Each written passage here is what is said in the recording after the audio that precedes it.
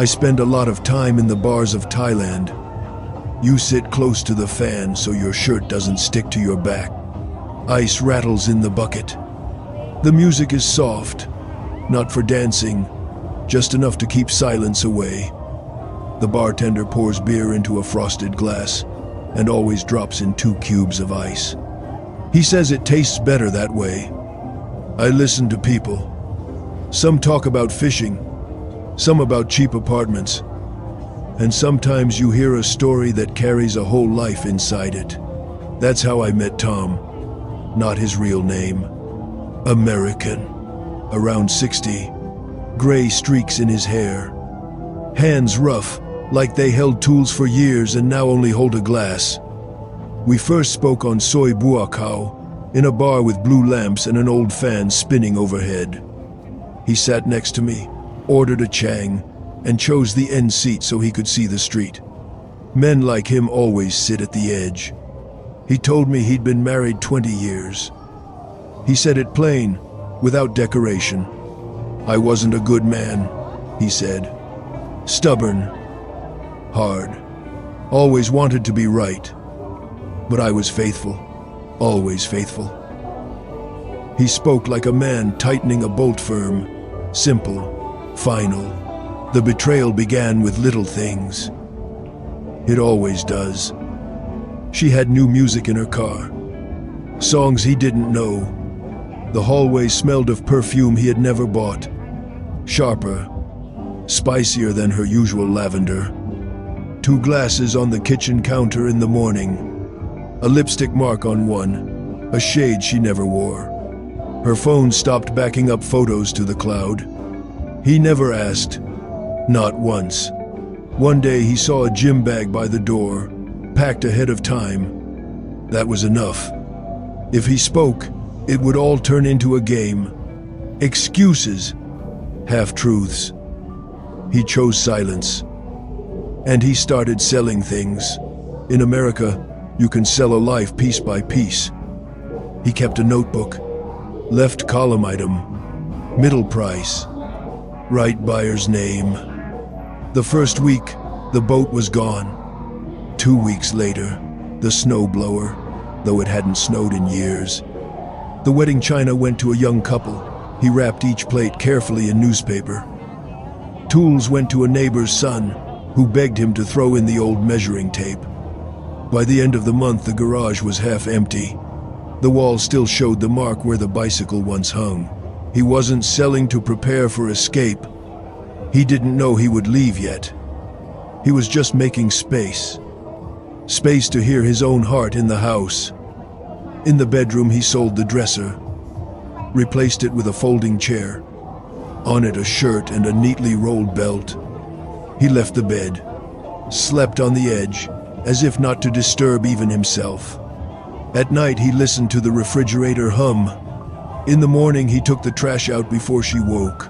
I was a difficult man, he said. I liked the carpet lines straight after vacuuming. I liked the knives all facing the same way. That's hard to live with, I know. He wasn't apologizing. He was laying himself bare, like coins left on the bar. 3 months in, he switched banks. Quietly. Left just enough in the old account so no one would ask questions. Canceled cable, kept internet. On Sundays, while she shopped for organic fruit, he loaded boxes into the car, drove them to a storage unit, wrote with a marker on one box, photos. Then he filed for divorce. She was surprised, but not like in the movies. No tears, just, why? He said, because it's honest. They didn't shout. They just sat at the same kitchen table where their daughter once drew houses with crayons. In court, he spoke little. The judge's gavel sounded like the hood of an old pickup slamming shut. When it was done, he handed over the keys. A small flashlight still attached to the ring. Bought at a gas station, never used. He had his passport, a suitcase, a notebook, a photo of his daughter in her graduation gown. At 60, he knew staying meant dying slowly. He bought a one-way ticket to Bangkok. The plane was full. A young guy with headphones laughed at a movie. Tom didn't sleep. He stared at the map on the screen, the line curving across the ocean. In Suvarnabhumi, the air pressed down like a wet blanket. He drank water, took a bus to Pattaya, sat by the window to watch the signs. The sun had a different shape. The road had a different shape. For the first time in years, he wasn't waiting and he wasn't afraid. He rented a small room from a woman named Aom. Guest house behind the market. Cement floor. Shower without a stall. A hook for the towel bent sideways. The mattress sagged, but he still slept on the edge. From the balcony he saw the monk walking for alms each morning. A dog stretched on warm tiles, yawning wide. He bought flip-flops, let his feet shape them. Food was simple. Rice with chicken from a cart. Soup where the sweet hid behind the heat. He ate slowly. Drank beer with ice. Watched the bartender hook bottles by the neck with tongs and flick the water away in one motion. He quit whiskey. Said whiskey carried too much memory. He didn't chase women. He spoke with people. With the moto-taxi driver who always stopped in the shade by 7-Eleven. With the fruit seller, warm hands and glasses on a string. With the phone repair guy who could swap a screen in 10 minutes. Every talk a patch sewn onto a torn jacket. Sometimes he called his daughter. Time difference softened their voices. He asked about work, about weather. Never about her mother. He told her, "I'm fine." A kind lie. The kind that lets you keep going. One rainy night he told me why he never confronted his wife. We sat at the bar, water dripping onto the counter. He said, "Because I was tired of fights where the winner ends up alone." He sipped his beer, left a ring of water so you could measure time passing. Loneliness dulled, like a spoon scraping the bottom of a pan. It wore down. Neon reflections on wet asphalt. The warm compress after a massage, smelling of lemongrass. The gecko behind the air conditioner clicking like a clock. The morning shout of a hat vendor carrying 50 hats on a pole like sails. He made habits. At sunrise he walked to the water. Sea calm and gray, like an unsaid word. He stood ankle deep, watched the foam crawl in. Came back, dried his feet with thin paper towels that always tore on the third pull. Drank coffee black and sweet, in a plastic cup with a straw too long.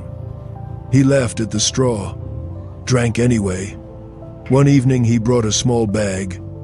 Inside, his wedding ring.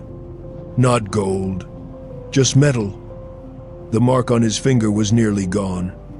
He placed the ring on the bar. "Thought I'd pawn it," he said. "Changed my mind. Let it stay here. Tell people it's good metal, strong." The bartender set it on the shelf. Sunlight sometimes hit it in the afternoon. Half a year passed. His face looked calm, like a man who stopped arguing with time. When the bar played songs he once danced to with her, he stepped outside and waited until the music faded. "The pain doesn't leave," he told me. "It's like an old scar. Sometimes it itches, but here, nothing scratches it." I asked if he found a woman here. He smiled soft. "Number. I found silence. I found water up to my ankles at dawn. I found flip-flops that know my feet. I found people who expect nothing but courtesy. That's enough." That night he stayed longer than usual. The fan hummed.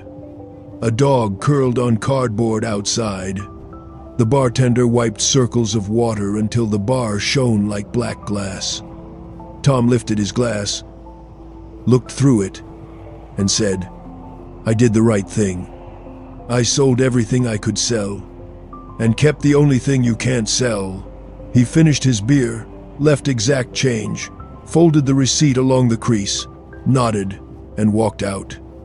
The street smelled of gasoline, salt, and fried garlic. He walked slowly, like a man with no reason to hurry. I saw him many times after. We talked about mango prices, about how to keep tools from rusting. Once he asked where to watch the sunrise. I told him the far end of the beach. He said, then that's where I'll be. Every story ends, but his felt different. Not a door slamming. An open window left ajar. One day I went to that bar, the ring was gone. The bartender said he took it, said it was time. I didn't ask why. Sunlight still hit the empty spot. Later we sat by the water. The waves rolled like a coin on its edge. He said, my past was noise, right and wrong noise. Now it's just days. I listen to the gecko and it's enough. He smiled. Not in victory, not in defeat. Just a man finally living inside his own life, not beside it. The sea was calm. People walked by with bags of food and umbrellas. Neon lights flickered on, coloring the damp air. He stood, adjusted his belt, nodded to me, and walked back to his guest house. The one with the bent hook and the shower without a stall. And I thought sometimes a man doesn't need new love. He just needs a place where his pain is no longer the main character,